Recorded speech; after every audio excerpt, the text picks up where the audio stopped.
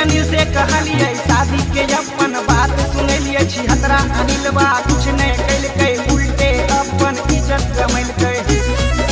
सुना सुना मोनू भैया सुन ला